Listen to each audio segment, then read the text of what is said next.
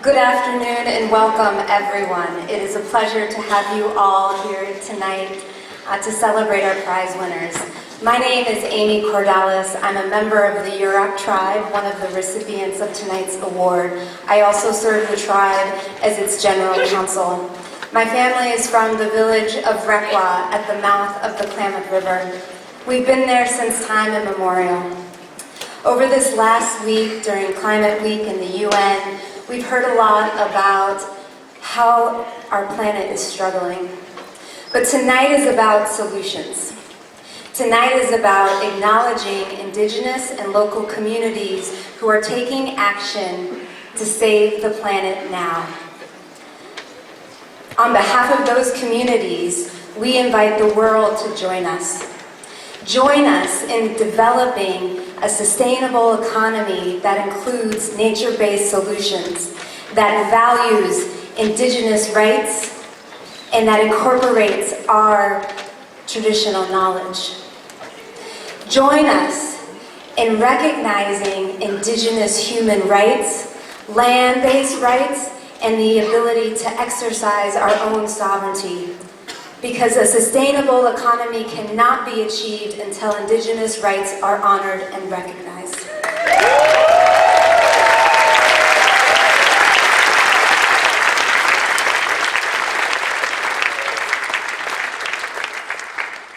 Back home right now, my people are dancing. They are praying for the renewal of the world. They are praying for balance. During our ceremonies, we sing songs that our ancestors made.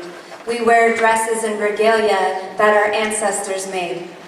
And in this way, we continue their prayers through our dances and our ceremonies. Tonight, I offer a song for all of you. It's my great-grandmother's medicine song. I wear my great-grandmother's dress. And in her honor, I ask all of you to join me in opening your heart to this song, in opening your heart to the power that is in indigenous wisdom, knowledge, tradition, and in our hearts. I'm particularly honored to be here tonight with the fellow award recipients, the other indigenous and local communities who I know have struggled so much in their lifetimes. And I offer this song to you all as a way to heal, And I hope it empowers you and all of the audience, as well as the world, to take the power and the love that we feel here tonight and go home and change your own community. Do what you can to save the world.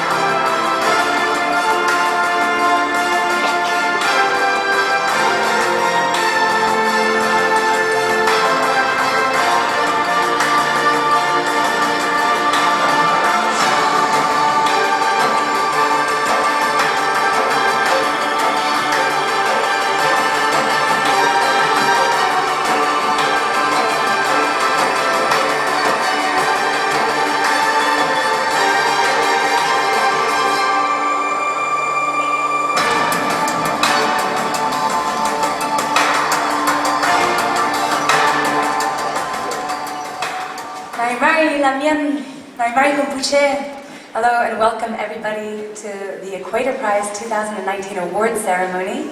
My name is Una Chaplin and I'm very, very honored to be your hostess tonight.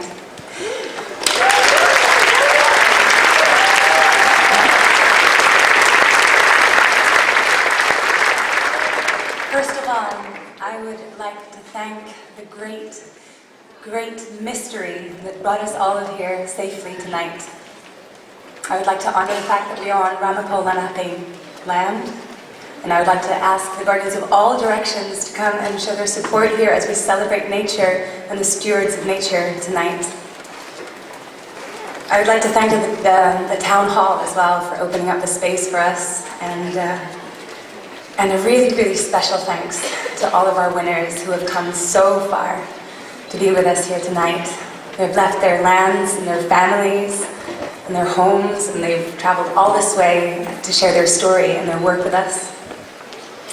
And finally, I'd like to thank all of you guys here for your presence and your willingness to dream with us and to stand together for a brighter future, right? A future of abundance, a future of beauty, a future of harmony, a future of connection with nature as well. Because I really believe that's what we all stand for. Now, a little bit of context. So for the last 2 years, I have been working with James Cameron and a bunch of other geniuses on Avatar, the sequels. And it's such a dream come true for me. I mean, Avatar 1 is still one of my favorite films. And it was also the highest grossing film for 10 years, from 2009 to 2019. And it made me think, like, what is it about Avatar? What was it about Avatar 1? So I thought about the story. And the story goes like this, right? There's a technocratic, warmongering society that goes off to a distant moon that is beautiful and pristine and wants to extract its natural resources for power and for money, right? And then the blue, beautiful people of this land, they rise up to defend their home, to defend their mother, right? And they live beautifully and naturally, and we all kind of want to be blue. And at the end of the film is that the blue people win, and they kick the invaders out, right? And everybody in the cinema cheers, just like you're doing now, and everybody feels very victorious.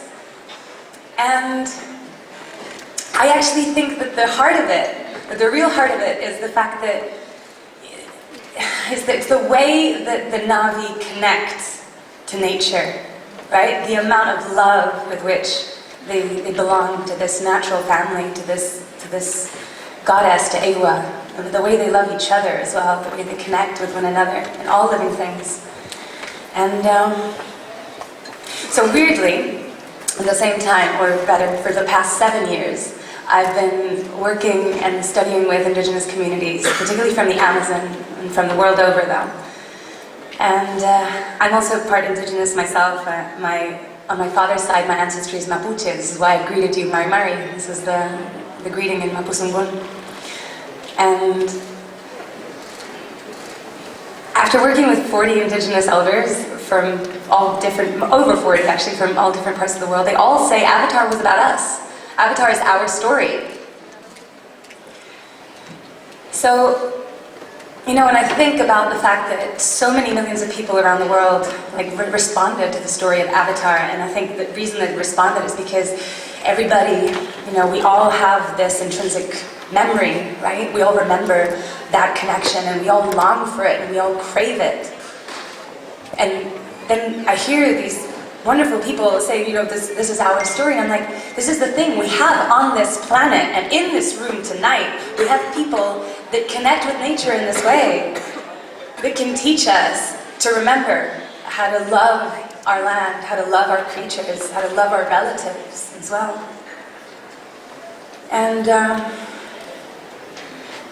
thing is, their voices are so often ignored, and they're so often unheard, and they don't get the space, and they don't get a say so often. And tonight we have the privilege to hear them, to hear their story. And I just want to put out this call right now to get our audience here tonight to really, you guys, listen from the heart, you know? Listen from a different place, because we've forgotten how to listen in this way. And you know, we get this really wonderful honor tonight to see this work and to hear this story. So please, you know, let's start by giving them a really warm welcome.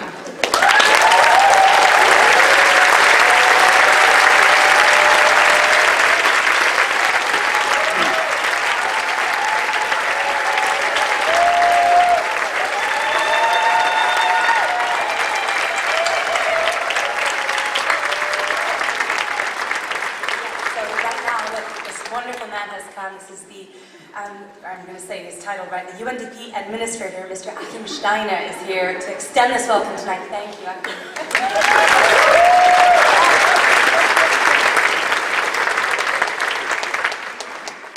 I nearly came on stage and I thought, no, this is applause, there must be somebody else coming on stage. But it's great to be here.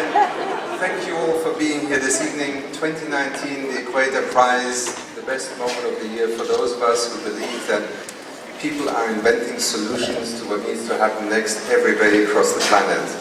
And for many years we've had a partnership around the Equator Prize Awards that essentially searches the planet far and wide for people who are doing amazing things, often just with an idea, then with friends of theirs, sometimes with their communities and with partners, and they speak to everything that this week we wanted to also put at the center of this Equator Prize Award. On Monday, the Sacred Journal had invited the world to come to New York to a Climate Action Summit. And the theme of this year's Equator Prize Awards is in fact climate change, nature-based solutions.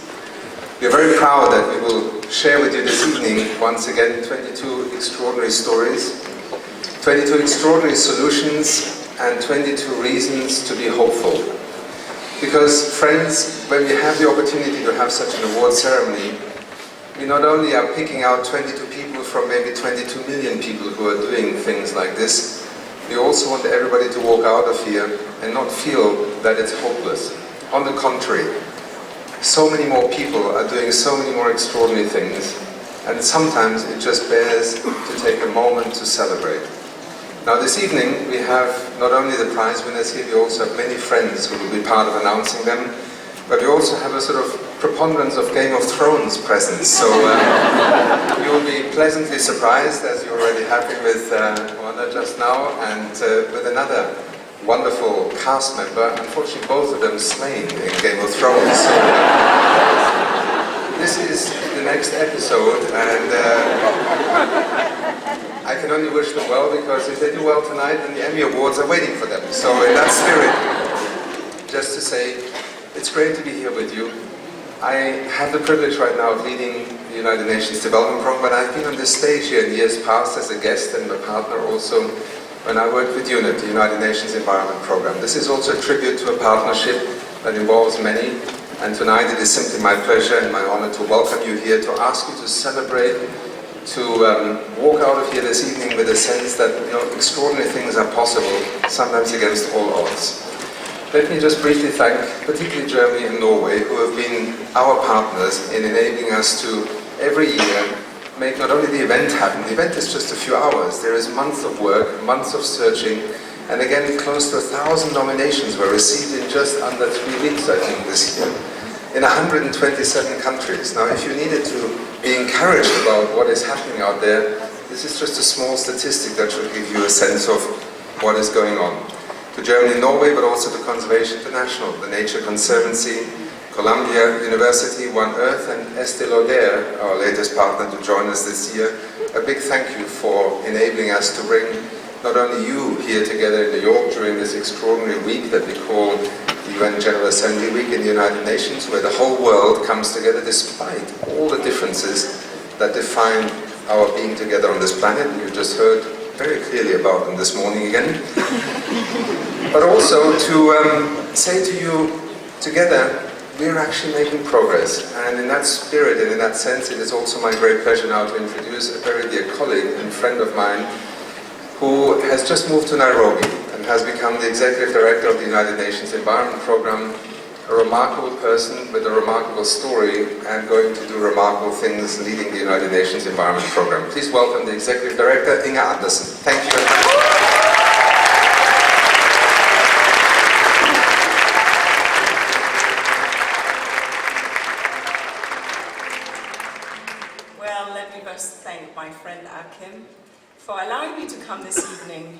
to this amazing event. I have to say it's not the first time that I come to the Equator Prize, and each time I am amazed at the stories we hear, at the commitment, at the change that we are told about by individuals and communities who've stepped up to make a difference. And as Aki mentioned, this year the emphasis is on climate change and nature-based solutions. And nature, our air, our food, our water, our land, our oceans, our trees, each of these are sacred. And we will hear about this tonight. We will hear about what people are doing to protect nature, and we will celebrate what they do. Nature-based solutions is something that has come into the fore of late. We need to invest in nature, in nature's infrastructure. When I say invest, I mean protect. Those seagrasses, those coral reefs, those sand dunes, those forests, those lakes, the mangroves. Each of these provide us with plenty. They provide us with our food, they provide us with our sustenance, and they provide us with protection at times when the storms come or when the waters rise. So therefore, nature-based solutions is part of a broader tapestry of solutions that we need to understand for climate, for desertification, and for the Biological Diversity Convention. Each of these matter and matter greatly. And if we have learned anything from the last year or so of intense heat, intense storms, intense fires, intense drought, it is that nature can protect us. But if we do not take care of nature, nature will send us invoices. Those invoices will come in the forms of fires and storms and threats to us. So let's not have that happen. Let's hear from the evening's prize winners what they are doing, celebrating nature, protecting nature, being sure to take action to make a difference. Because this evening is about nature, it's about sustainability, and it's about our future. Thank you.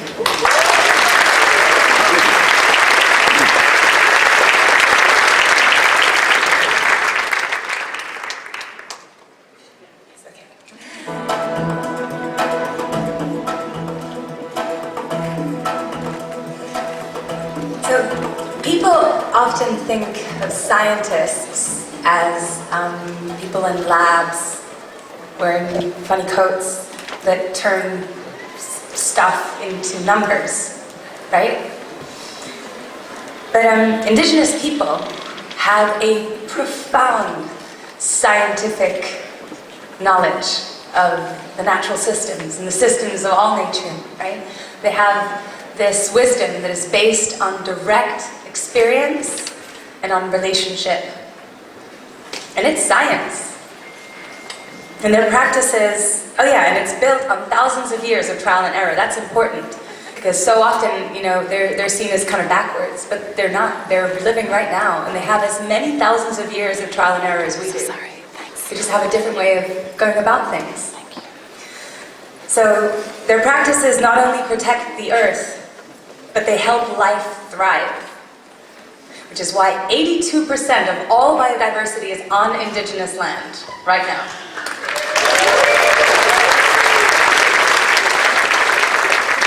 So to celebrate our winners' commitment to caring for nature and mitigating the changes in our climate, I call to the stage Dr. Jill Blockhuis from the Nature Conservancy.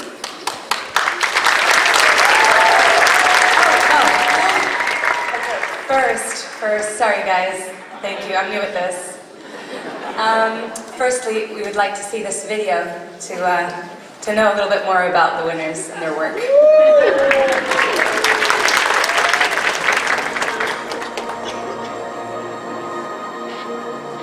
We are facing a planetary emergency. Climate change is the single most important challenge humanity has ever faced. But nature, essential for solving this challenge, is in crisis. Nearly 2 football fields of tropical forest are lost every minute, and more than 1 million species face extinction by mid-century.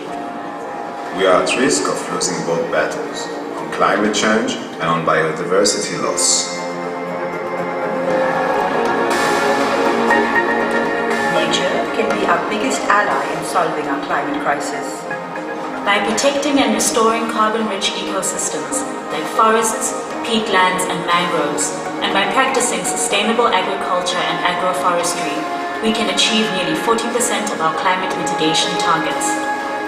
Indigenous peoples and local communities around the world are at the forefront of advancing nature-based solutions for our planet.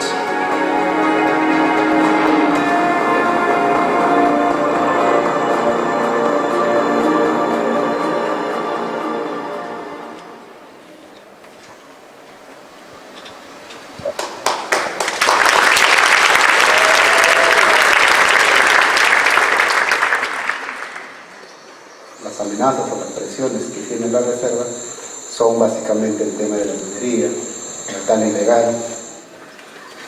Falta mucho, ¿no? Como te digo, falta mucho. La minería destroza bastante el monte y deja totalmente deforestado y eso impacta bastante.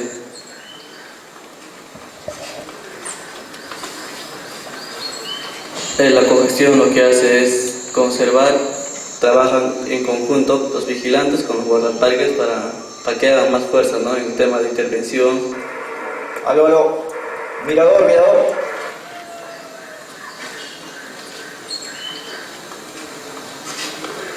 Creo que hemos sido siempre una piedra en el zapato para el Estado. Y ahora con la cogestión ya es un poco cambia la idea del arácnido que dice, no, hay que cuidar porque esto vale. Hemos ido brindando un fondo semilla de hasta $10,000 para que las comunidades puedan desarrollar diversos emprendimientos.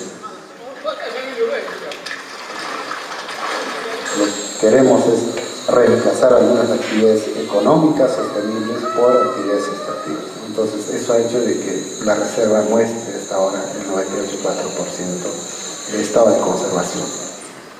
Se puede seguir manteniendo el diálogo y la gestión con el Estado para que estos bosques, estas bondades de la madre tierra puedan seguir disfrutando nuestros hijos, nuestros nietos y las generaciones futuras.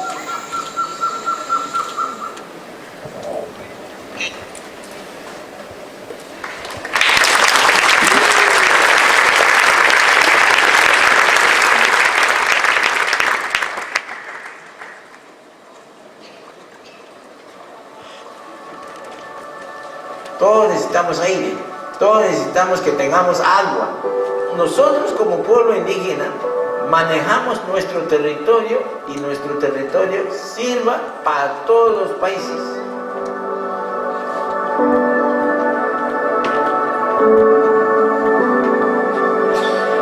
Todo el esfuerzo que nosotros estamos haciendo viene desde la base de las comunidades. Nosotros lo que estamos trayendo es el esfuerzo, la asistencia técnica de cómo podemos hacer mejores las cosas.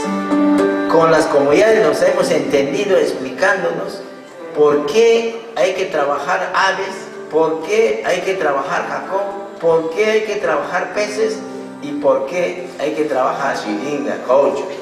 Estas 4 actividades es nuestro programa de actividades económicas sostenibles. Poder trabajar en conjunto permite a que nosotros también podamos cumplir nuestros objetivos de conservar toda esta muestra de la biodiversidad que se tiene acá en Perú, y la otra es que podamos contribuir, digamos, al mejoramiento de calidad de vida de la población local.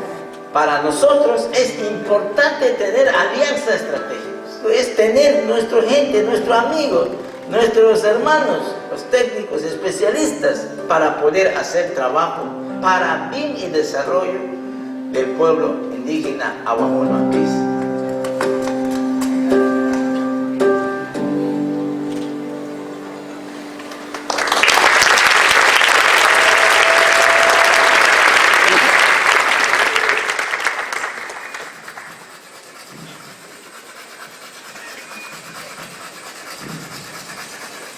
O povo bijalói tem vivido nestas ilhas desde o começo dos tempos, desde que nos lembramos. Da sua visão, os deuses fizeram um mundo perfeito e é nossa responsabilidade cuidar dele.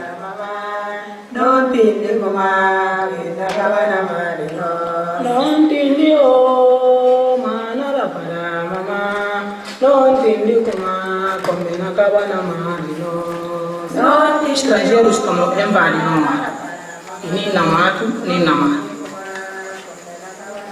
As Ilhas Bijavós é ainda dos mais bem preservados ecossistemas do mundo. É um lugar onde todos os elementos da natureza é também uma das mais poderosas formas de captação do carbono. Mas também estava muito ameaçada porque não havia a pesca que se fazia em qualquer parte do rio indiscriminadamente. Que aqui a criação de área marinha protegida é capaz de que não falou e por bem não jogo mal não riqueza na capa.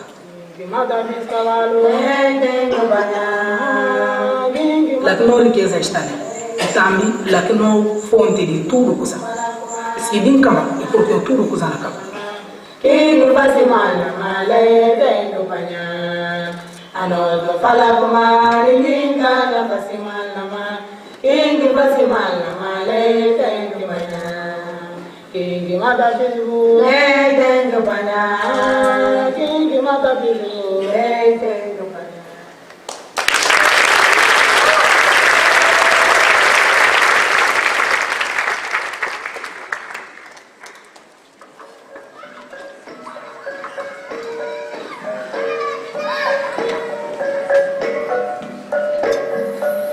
Sebenarnya kami tanah adat, hutan adat, tot adat, dia agak budaya dia, seni dia, beka buah, beka air, pokok ya, beka tanah, beka kayu, semua bisa agak.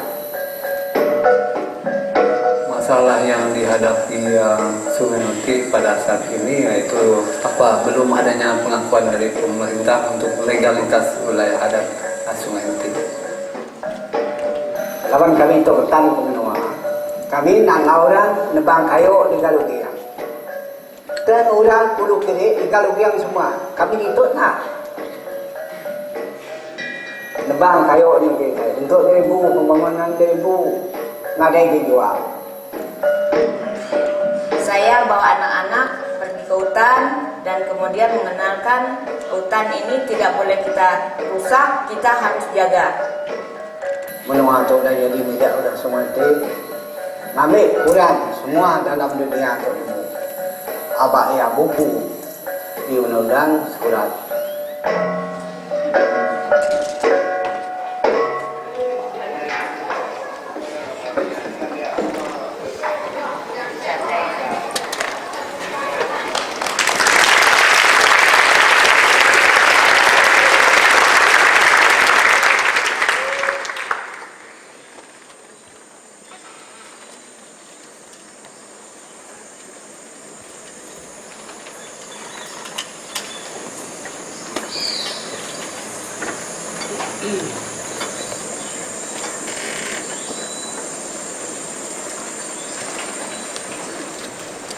Anteriormente nosotros no teníamos la posibilidad o la fuerza de enfrentar ese tipo de problemas que presentan dentro de nuestro territorio. Tenemos personas, taladores ilegales, personas foráneas, cocaleros, habían ingresado dentro de la comunidad.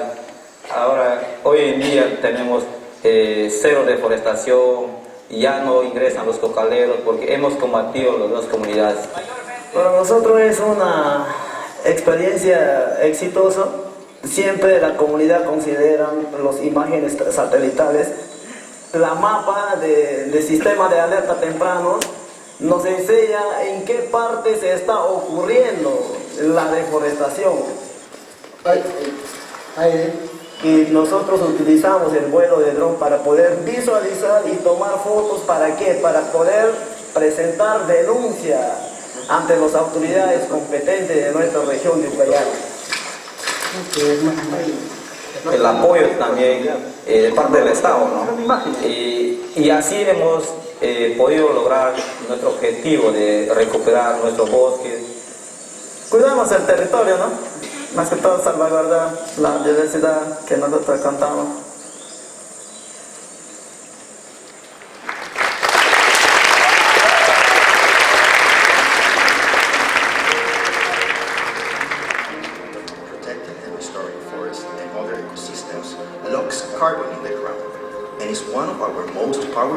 nature-based solutions. But people in rural areas also need to make a living. More than 1 billion people depend on forests, and more than 2 billion people depend on agriculture for their livelihoods. It is essential we find ways to sustainably manage forests and other ecosystems to sequester carbon without compromising the ability of this system to sustain livelihoods for local communities.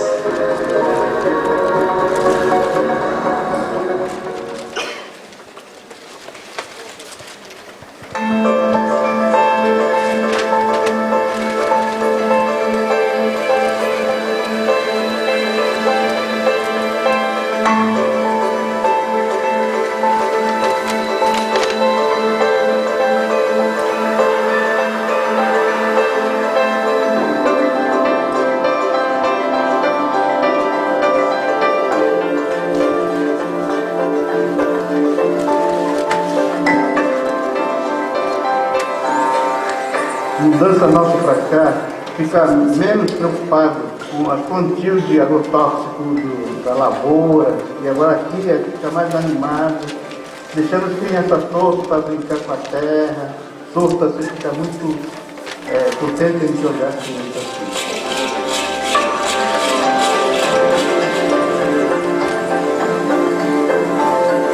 E tinha uma fruta que é muito boa, ela protege aonde está desmatado, por isso que é importante para não florestar esse desmatamento que alguns parentes pegou, alguns da fazenda, que retornam de volta. Né?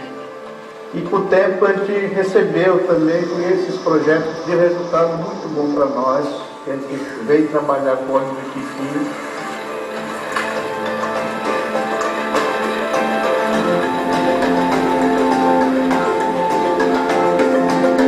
Esse clima que está mudando, coisa aí que a gente ficou preocupado, que antigamente não acontecia, agora está acontecendo. Por isso que é importante fazer esse projeto, ver se ele consegue continuar vivendo com esse natureza.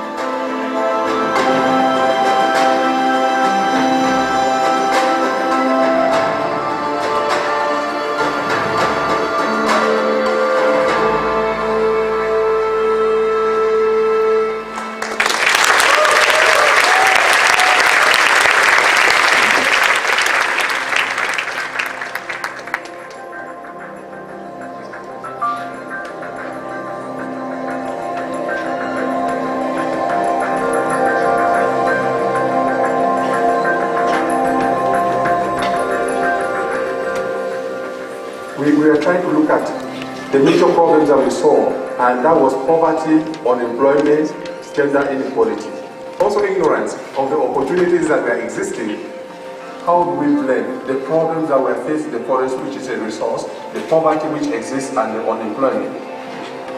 We came up with the idea of bee farming because we saw that bee farming will get the whole community involved, as they will keep their hives in the forest. And with the hives in the forest, they will harvest honey. Honey equals money.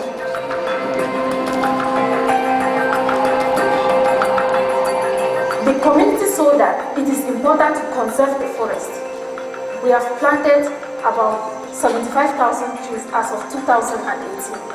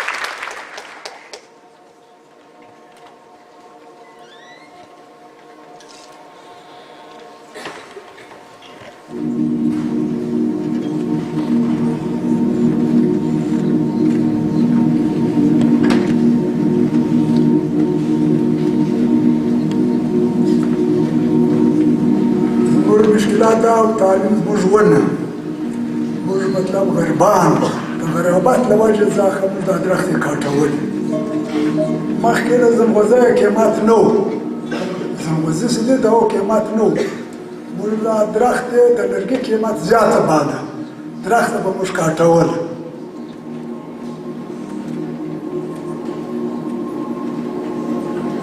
دا فرق دی چې هغه به هم مطلب موږ د کور ګزاره کېدله درخت به م کاټوله او هغه فصل چې کوم دی یا زیاته پیسې جوړوي تر بله فصله پورې موږ هغه پیسې بس کېږي او بارانونه هم کېږي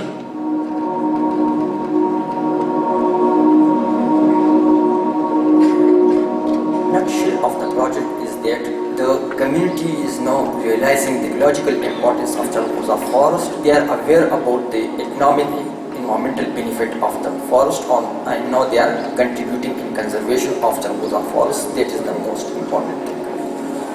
مطلب هوا ډېر مطلب دا یخه ده مطلب دا اوبه هم په چینو کې پیدا شوې دي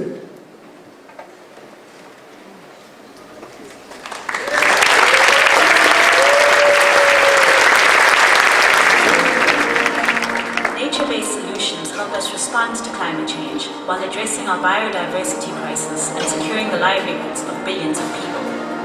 Please join our movement to ensure that nature-based solutions become the frontline defense in the fight to mitigate climate change. Without nature, we cannot solve our climate crisis.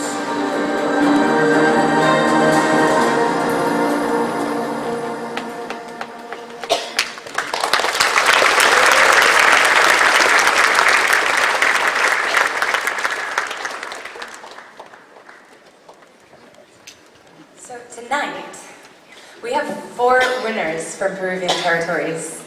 And our next speaker has been fundamental in spearheading government initiatives to collaborate with indigenous communities. So I'd really like to give a warm welcome to the stage, Peruvian Minister of the Environment, Dr. Lucia Delfina Ruiz Ostoic.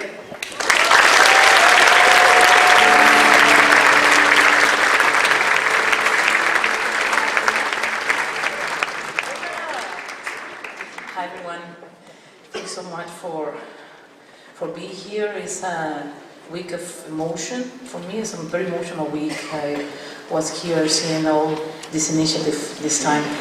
I want this to be a word that convey the gratitude and admiration that this initiative gave us, who today have the responsibility of being authorities, public servants, above all.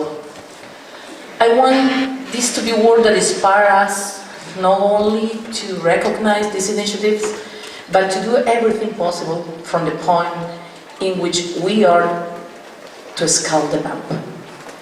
So these successful lessons can be replicated and just help to better protect our forests, our ecosystems, our biodiversity. I know some of the initiatives that were awarded in previous year and have seen the level of conviction with which this conservation initiative for the forests are implemented. Because they are their forests, their home. I'm glad to tell you today that those initiatives that were awarded here years ago still persist, are still in the struggle. And perhaps it could suggest that the key to their persistence is that they were conceived from the local communities themselves. They were no initiative imposed from outside. And perhaps the other key is the understanding that what is strengthened is what is vital for this community. Their pharmacies, where they get their medicinal plants, their markets where they get their fruit and food, their stores where they get the material for their homes. That is their life and the life of their children. Because in the spirit with the community, the reason that move them are not the reason that usually move us. We that live in cities, maybe success, work, something like that. The reason that move, there are much deeper. Their children, their future. And therefore it was, if we look deep inside of us, we can understand that. We can understand each other with there's a room to always be optimistic. Then I could say that the challenge to which this award should lead us is how to scale up these initiatives, how to support them more. What can we do so that these sustainability products, goods, such as coffee, cocoa, no-timber products, or material, medicinal plant, tourist initiative can improve the quality of life of more communities? What can the state do? What can we do as consumers? What can we do as communicators, as opinion leaders? How can we take advantage of the position in which we are today to further boost this initiative? Not with awards, but of course great, but with action that guarantee their environmental and social and economic sustainability. What can researchers, entrepreneurs, students do? And how do we ensure that non-productive initiatives such as defense of rights, water, territories, ecosystems, restoration actions, action in favor of gender equality, etc., have sustainability in time? Certainly, there are no unique answers, and they're not going to come from isolated itself. But we have to build them together. And that is important of this event. It's not only the recognition of those who deserve it, but also an opportunity to build networks, what is now called networking capital. How do we engage this? How do we not let it be in an anecdote or a few minutes, a few days dialogue, but rather we make it more systematic? How do we all become a network that allows us to sustain this initiative and articulate it so they can access more opportunity, more research, support, more markets with greater environmental awareness? How, in short, do we take this globalization seriously and for good? I hope that these challenges that I am now putting on myself and ourselves are received as an opportunity to jump to the next level, a room for improvement, and to take the maximum advantage to this unique opportunity. The Equatorial Initiative did us by joining leaders and innovators from all over the world with authorities who must be leaders too. And we will be leaders only if our permanent attitude is a learning vocation. And we will to learn from these innovative and remarkable initiatives.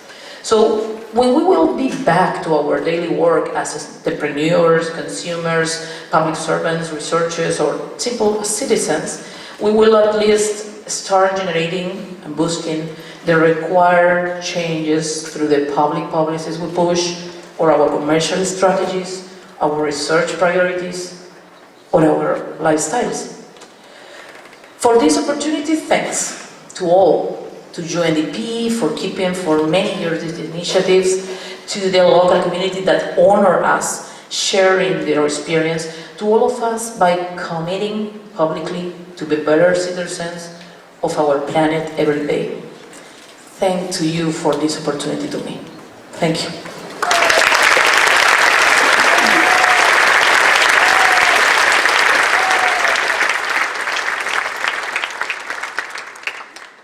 To celebrate our winners' commitment to caring for nature and mitigating the changes in our climate, I call to the stage Dr. Jill Blockhus from the Nature Conservancy and Kristen Walker from Conservation International. And I also have the great pleasure of welcoming to the stage UNDP Goodwill Ambassador and my friend and colleague. And on top of that, I believe he has brought with him both of his hands here tonight. Nikolai Koster-Waldau.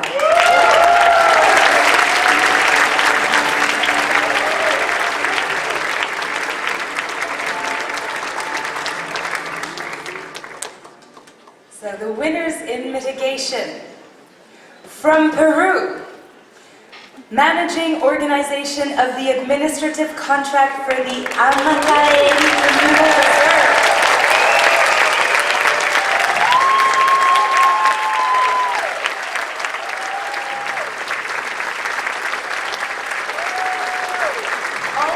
From Peru, managing organization of the administrative contract for Tuntanain.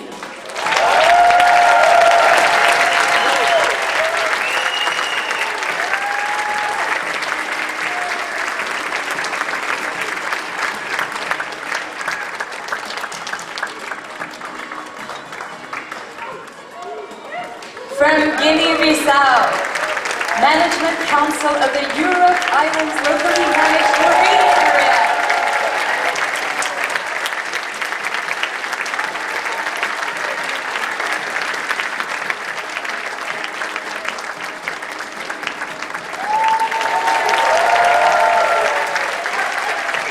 From Indonesia, customary community of the Dayak Iban in Sungai Utik, Longhouse.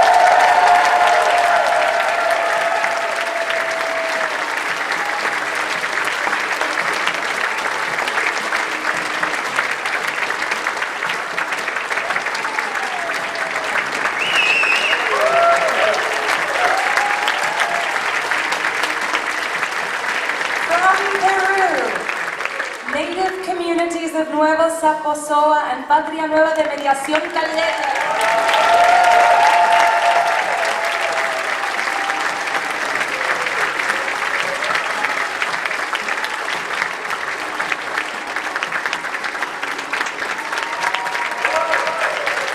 From Brazil, the Kiseje Indigenous Association.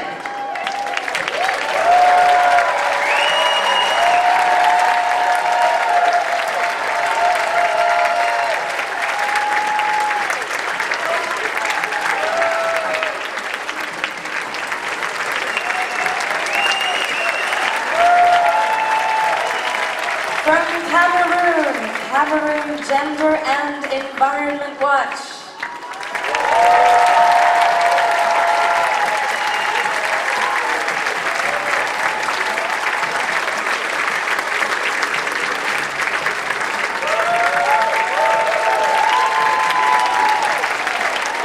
And from Pakistan, Kazagar Cluster Community-Based Organization.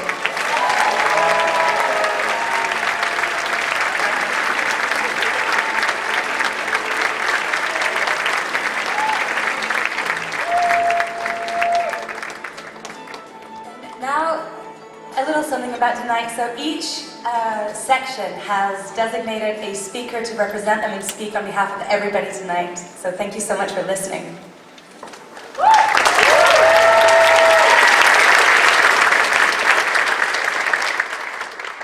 Thank you so much. My name is Savidam Ernestine. In the countries where we come from, we grew up thinking of land as the mother, forest as the father, and water as our blood. Nature is the source of our livelihoods. As climate leaders, we do our best to protect it because it is an integral part of our culture, of who we are. In our effort to preserve nature, we have all suffered great losses.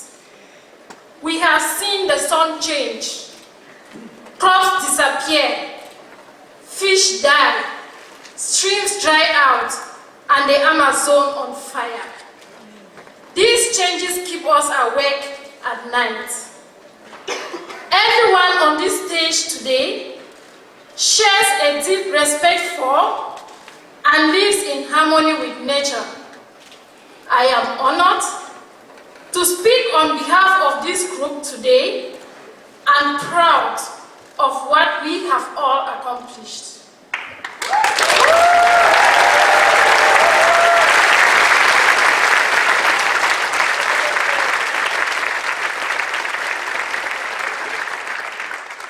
Not only do we share a deep connection with nature, but we all work tirelessly to keep our ancestral knowledge alive. together in the mitigation group, we have planted over 220,000 trees and conserved more than 1 million hectares of land.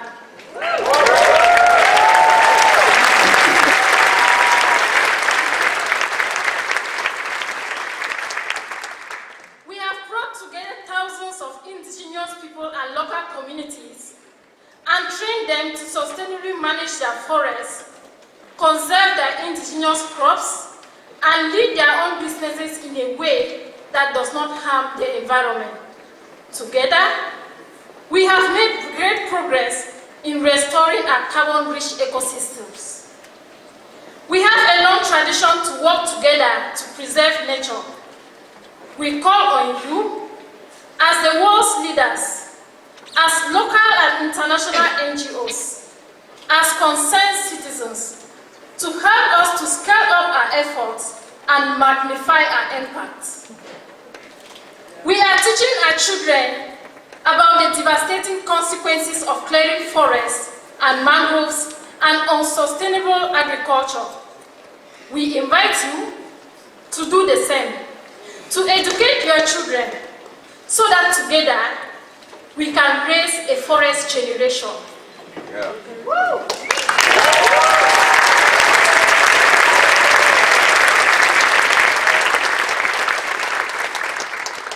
We are teaching our communities what it means to love nature and treat it with care. We ask you to work with us to inspire political will for powerful change so that we can create a culture that puts nature above material wealth.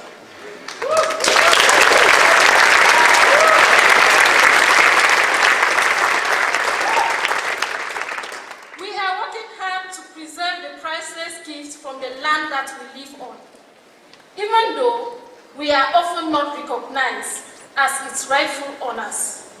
We urge you to join us in sparking a powerful advocacy movement so that we can gain the freedom to govern our land, scale up our impact, and proudly celebrate our culture on our land.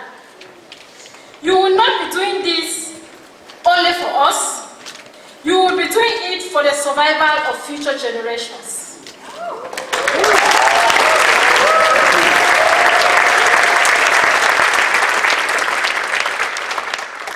My new Equator Prize friends shared with me their native legend, the one where they were saved by the miracle tree of life, Wanami.